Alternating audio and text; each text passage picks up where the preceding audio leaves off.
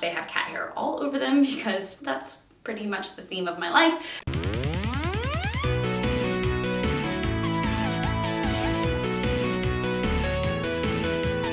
Hey everyone, I promised I would do a vlog of all of the different stuff I use when I run, so here it is. As a quick side note, there are 2 items in this video that were sent to me by the manufacturer. I did not agree to put them in a video. I didn't agree to give them any sort of review or anything like that. They just saw that I was using their products and sent me some free stuff. I will call out what 2 items those are. Everything else, spent my own money on. I really do use everything in this video. You guys know I always tell you somebody provides something, so don't worry, I will totally call that out. The first pair of shoes I want to talk about, I very rarely use. I'm not going to talk about them for very long, but they're Nike Free Runs. They are 7.5s. I actually wear a women's 6.5 to sometimes 7, but you want to wear a larger shoe when you run. These are very lightweight. I use them for road running, which I rarely do nowadays. I also use them sometimes for hiking if I'm doing like a short sort of jaunt to give my trail shoes a rest, to give my feet something a little bit different. They're very light, which is great for short distances. Again, good for road runs for me. I only use these a couple times a month, so these were good for road runs, but the other pair of shoes is really what I use the most. And speaking of those shoes, these are my Saucony Ride 9s. They're in the Everrun series. I really use these to run pretty much every day, so that's why they're super duper dirty. It is what it is. These are fantastic for trail running. They're not a true trail shoe in that they don't have a solid plate on the bottom, but they're heavy. They provide really good support. I love these. They're fantastic. I got them last summer, so they're kind of at the end of their life for me right now, but they've been really, really good. They provide, like I said, a lot of comfort and support. They are heavier than something like the Nike, but again, you want that in a trail shoe. Or at least I wanted that in a trail shoe. I wanted that support, so the weight was a good trade-off for me. I don't find them heavy when I run, but certainly holding them side by side, they're gonna be heavier than the Nikes. I do wanna say, as I wrap up shoes here, that the most important thing that you can do as a beginning runner for your body, for your feet, for yourself, and your mind is to go to a running shop and have a professional look at the way that you run. I know that sounds like complete and total overkill and you just want to buy like whatever Nikes are out there, because that's what I did when I started running, but it is so, so helpful to go and have someone watch you just do a couple different runs. They'll do like, you know, just jog from one end of the store to the other, and they'll see how you land, what your heel strike's like, if you pronate, all those kind of things that you could do, and then they can recommend a shoe that's best for you.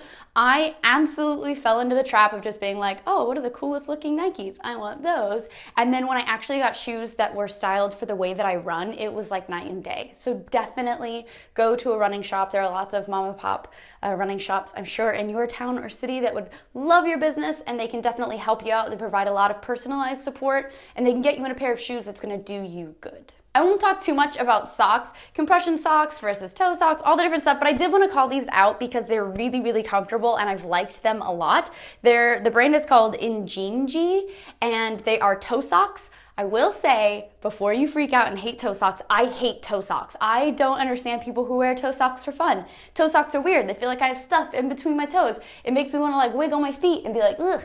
But these, once you run in them, you will accept toe socks into your life. They promote circulation between your toes and they're really, really comfortable. I like them a lot. I got one pair just because I saw a lot of runners wearing them and I'm completely and totally impressionable, and so I just bought some to see what they were like, and now I own like 10 pairs of these. They're so, so nice and they're fantastic. They never slide down into your shoe. They have like a lip here in the back so they come up nice and high, and then in the front I've never had any issues with them sliding down whatsoever.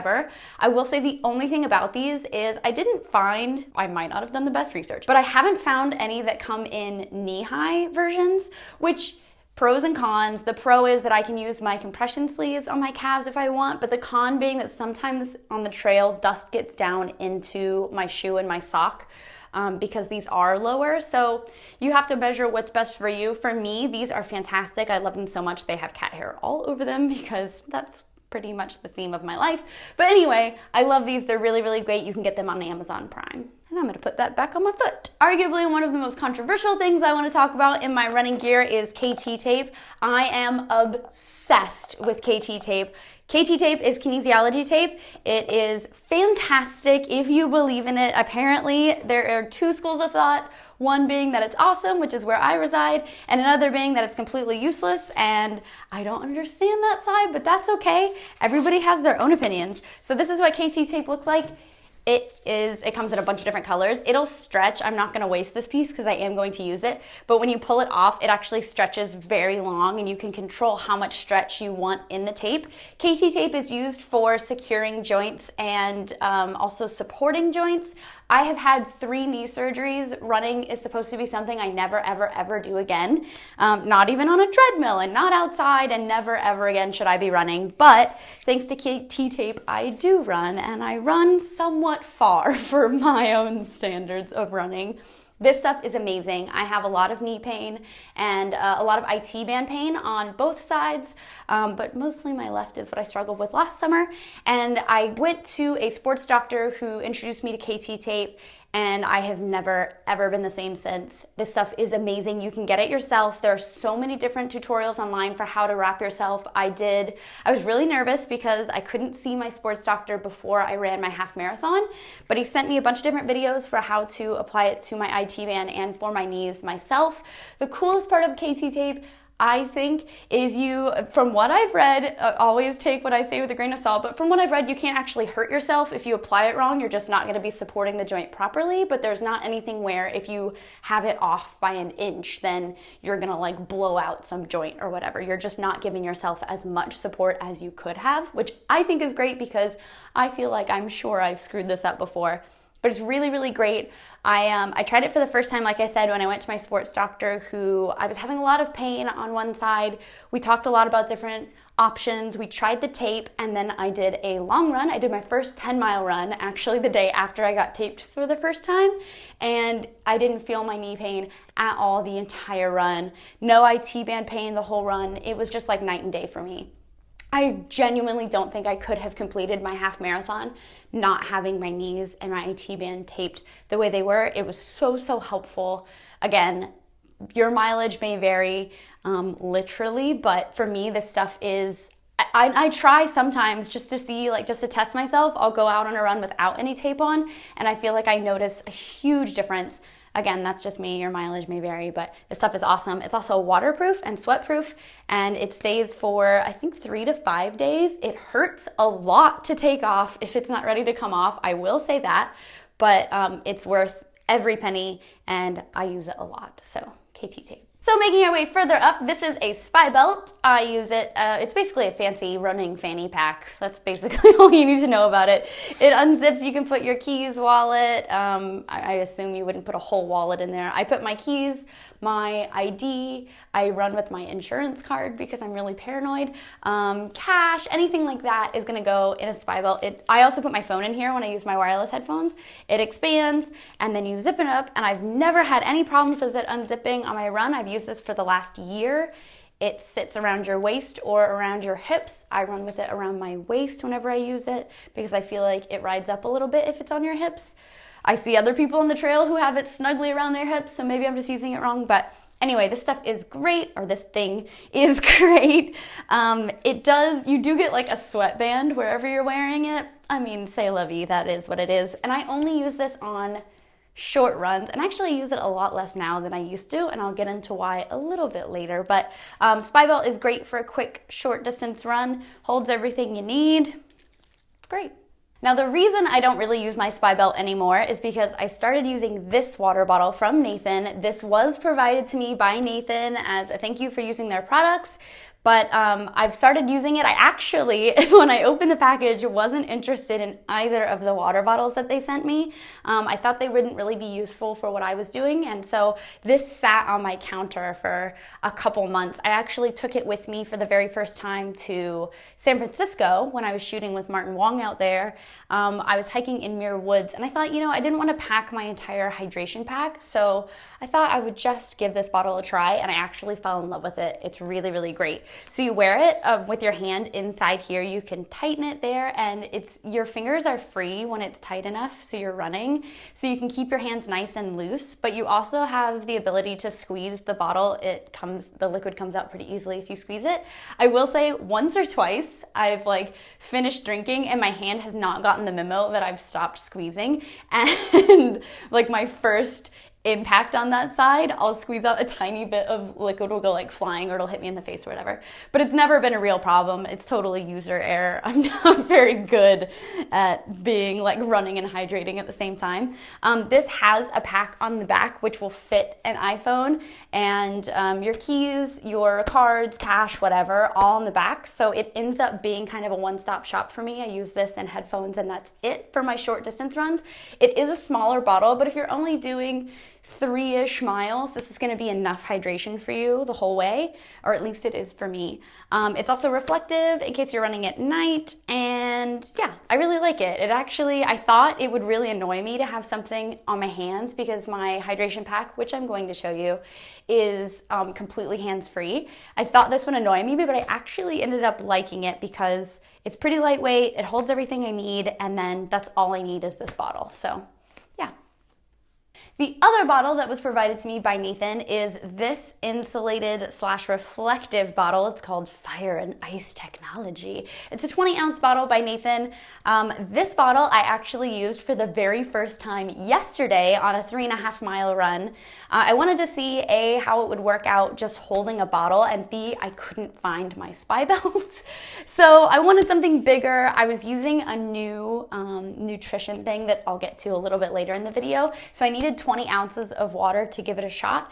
So I got a bigger bottle. I took it out for 3.5 miles. I will say I'm not a huge fan of this for long distances, or I wouldn't want to hold it for as long. It doesn't have anything to really like secure it to you. I held it by this, which is rigid, by the way, it doesn't stretch. I held it by this during my walk periods during my run, but whenever I was running, I had it here. I felt like it got sweaty pretty quickly, so I kept having to wipe it off. But if I were doing a short mile run and I really wanted hydration, maybe if I was going out at like 3 in the afternoon this summer when it's like 110 degrees, this is a lot of hydration for a short run, but it might be useful on a really hot day. I would definitely recommend it for hiking. You can clip it to a backpack, which I think this is really where this water bottle would shine. But for what I was using it for yesterday, I probably wouldn't take it out on another run. I would probably keep it for my walk or hike days. I did like how soft the mouthpiece is, and you don't really have to pull with your teeth very hard to get it to come on out, which I have a bunch of dental work done in my mouth, so something that's really soft in your mouth is very important to me. And also you can pull this out and squeeze, and you don't have to like suck it out of the bottle or anything. So I did like that. I thought that was very useful. I haven't tried it at night. This is really reflective-y. It's supposed to be if like headlights hit it, it lights up super bright. It's kind of what its selling point is. I never run at night, so I wouldn't use that, but yeah, it was a good bottle, but not really what I would use for a run. Okay, so now to my very favorite piece of running equipment that I get to use is the Nathan Moxy hydration pack. They did not provide this to me. I bought this for myself, and it is not cheap. I think when I bought it, it was $150. I bought it a year ago, so I can't quite remember, but it was definitely over $100 when I purchased it before. This is a women's specific pack. Nathan makes women's and men's packs, which I think is very smart and I do appreciate. It's like I said, the price point makes it not so great for entry for people who are just trying it out, but I will say if you live in the South, especially if you live in Texas, this thing is worth every single penny. I adore this vest so much. I was nervous about getting a vest because I thought it would be overkill, but I really, really love it. I do use this pack pretty much every single run, especially longer distance runs. As I start to get back into longer distances, I will definitely be using this more. So it is falling apart just a little bit, and it's not in usefulness. I will show you where, but excuse the wornness, I have actually used this. So the part where it's actually showing its wear and tear is here on the logo on the side. Is almost completely gone. It's all like ripped up. But I will say, for having used it a ton in the last year, everything else is great. I've washed it. It's totally washable. It's It has a removable bladder here for liquid in the back. I'm getting a little bit ahead of myself. Let's start with the back here. I've never used any of this. I suppose you could clip water bottles or keys or anything like that, bottles on the back, because it's all expandable and adjustable. I never use any of this. I have my GR/VR patch on the back. Shout out to Ginger Runner. There is a small pouch on the back where you can put gels, keys. I put like my cards in here, cash, any of that. My card key can be clipped up top. You could put extra gels in there as well.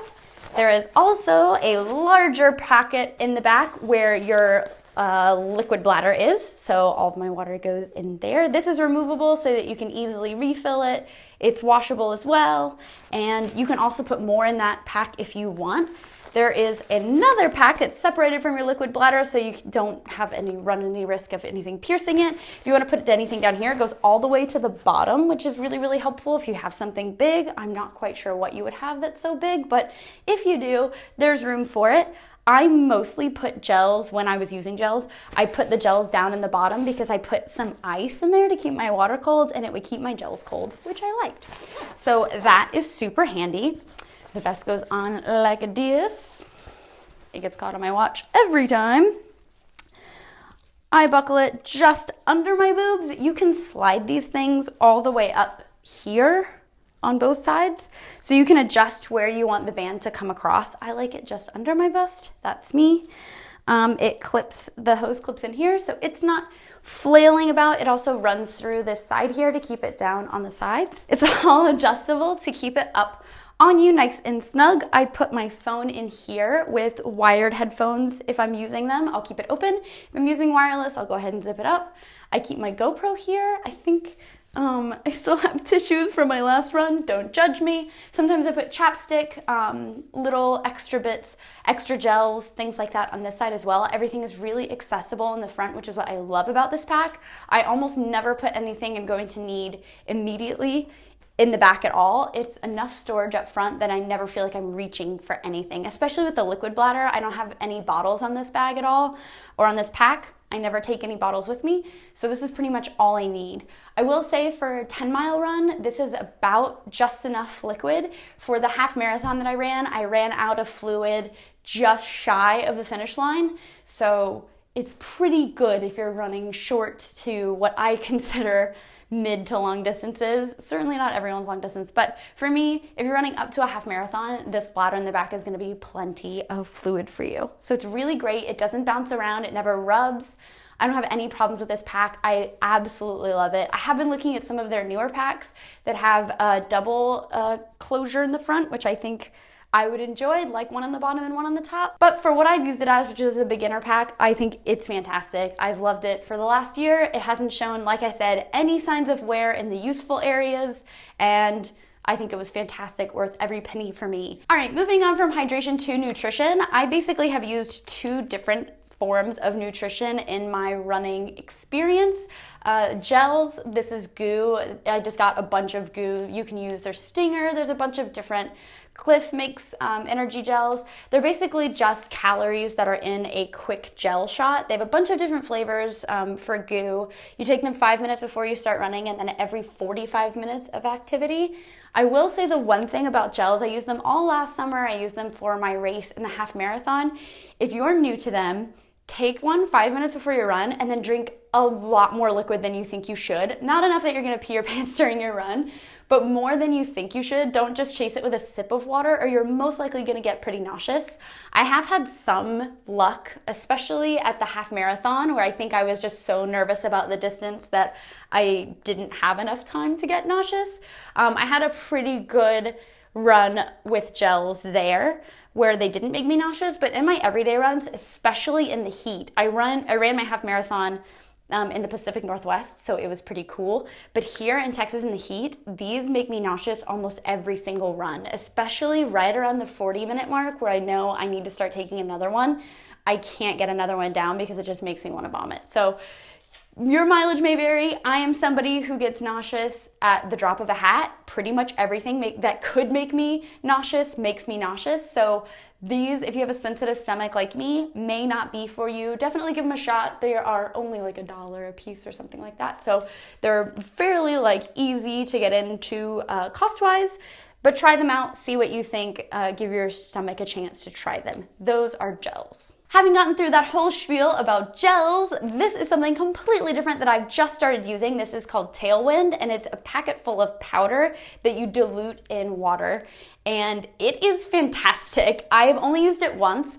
I had heard tell of Tailwind in ultra running where people were coming through aid stations. Anytime I watched like a documentary or like one of the Ginger Runner videos or anything like that, it always seemed like people coming through aid stations were trying to get more Tailwind. So I thought I would just try it and see if it were something that would work for me. I've heard a lot of people have tried it because gels make them nauseous, and this is supposed to be a lot gentler on your stomach.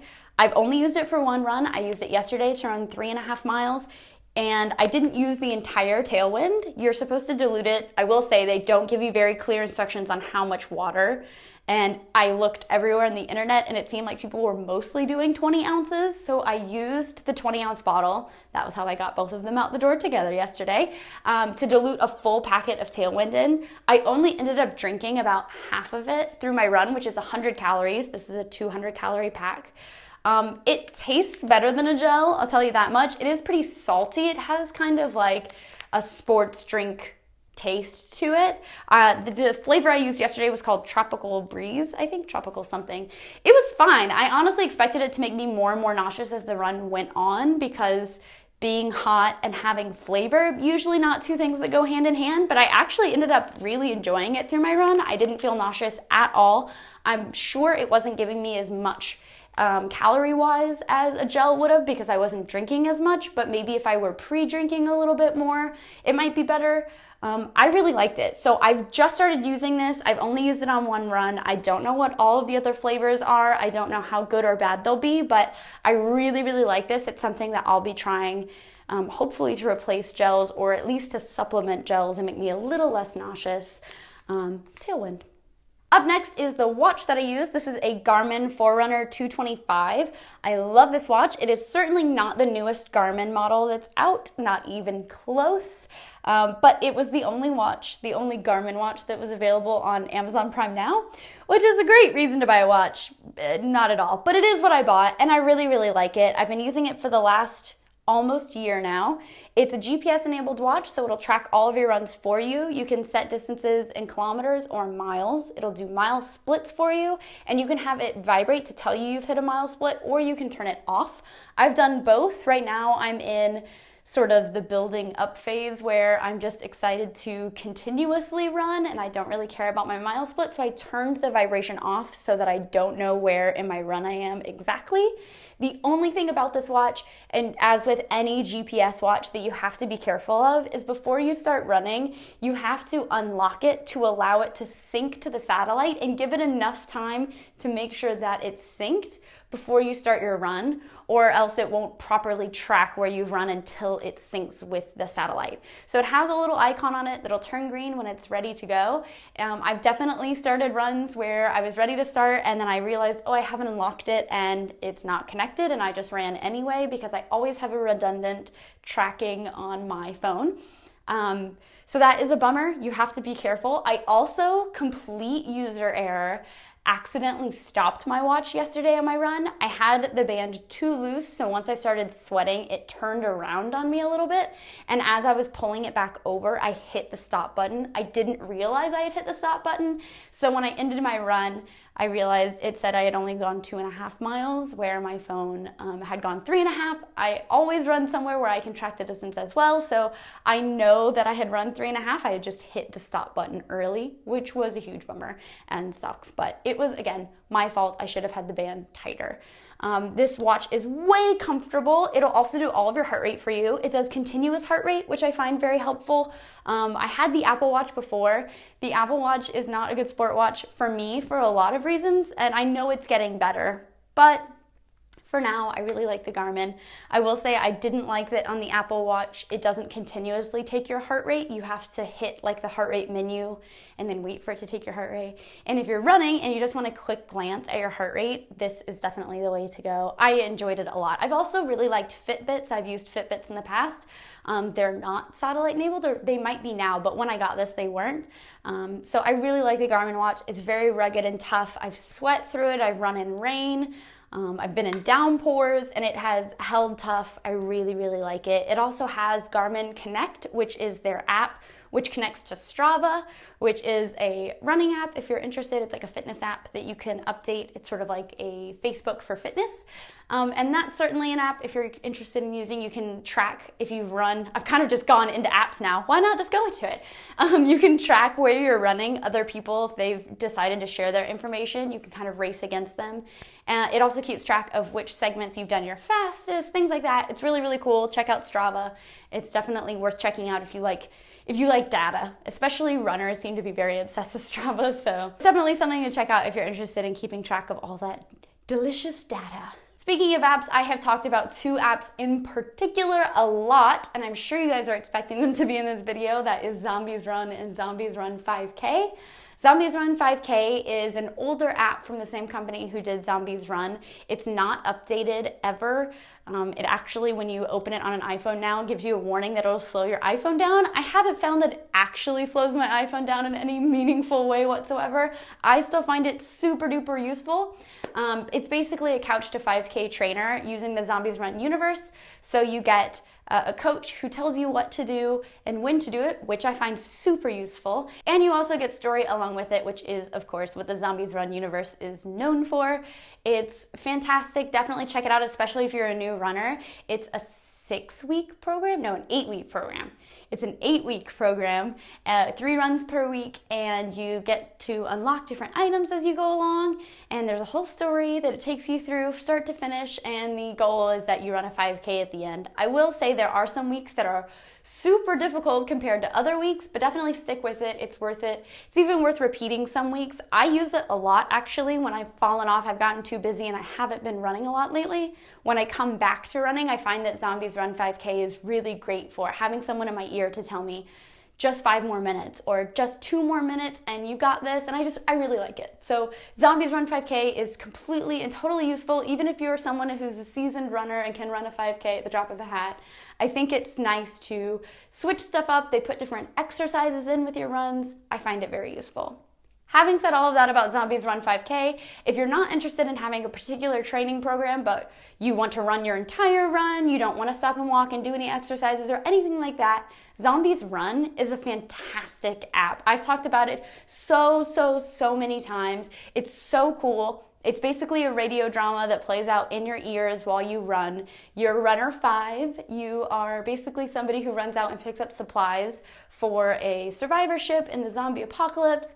And there's all sorts of fun stuff and not so fun stuff that happens in the process. You pick up supplies, like I said, for the township that you're a part of. And you'll hear that in your ears, like during a song. So basically sorry, I'm getting ahead of myself, but basically, a little bit of story will play, so people will talk in your head as you're running, and then one of your songs will play. You can set playlists, you can set external music players, so I have it play podcasts, and that's done in the podcast app, but then Zombies Run basically just comes up when there's something happening, and then it goes away, and I'm listening to the podcast. So that's really helpful. It has, I think they're on like their 6th season of episodes now. I'm not quite sure because I'm still so far behind. I'm in like season 3, I think.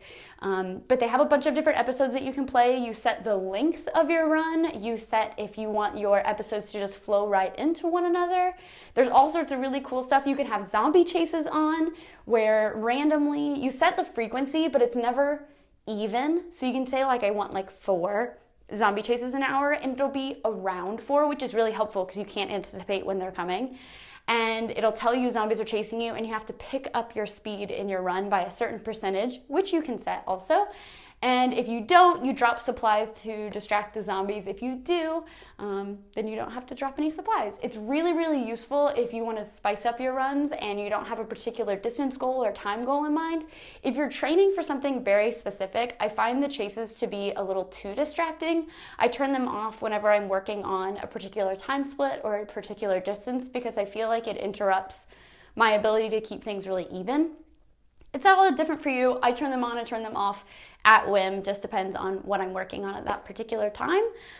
What else about Zombies Run? Oh, you also build a base. There's like a base building game in the app. It's so like well fleshed out. And it was something that kept me running when I first started. I started using Zombies Run, and wanting to buy things for my base was what kept me running. So I'd be like, man, I really don't want to run today, but I do really want that radio tower, so I'm gonna need to go out and get supplies. Really, really cool. You can also use it on a treadmill. It's really, really customizable. So if you're interested at all, check out Zombies Run. And last but not least, let's talk about headphones.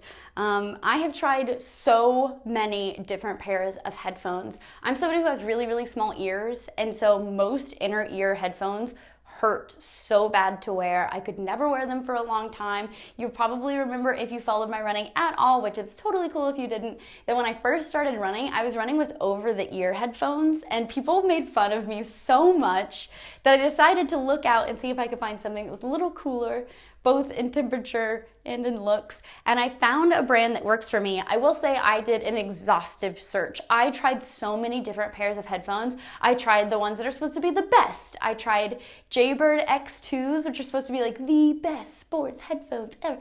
They sucked for me. Just for me personally, they hurt my ears the whole time. I was using the smallest fin. I know the sound quality is supposed to be amazing, but they were so distracting I could not wear them. So they were sitting in a drawer because you can't return headphones, so that's gross. So yeah, I am now incredibly loyal to JBL is the brand of headphones I use. I have wired and wireless. I have a couple different pairs actually of wireless headphones from them, and I have wired. When I wear my hydration pack, I most often run with my wired headphones because my phone is close enough that I can keep them plugged in. I don't have to worry about batteries going down.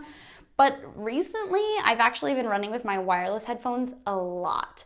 The battery life is really, really good. I'm not out there running 20 miles, so I'm not out for like 6 hours or however long that would take me.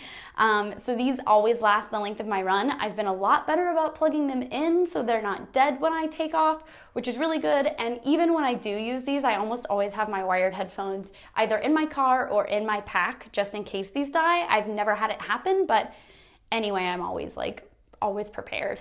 These are really, really comfortable, even for my itty bitty tiny ears. They're super comfortable. I can wear them for a full run and they don't bother me. They stay put. The only thing I will say about the wireless headphones is you will hit patches from time to time where they cut out.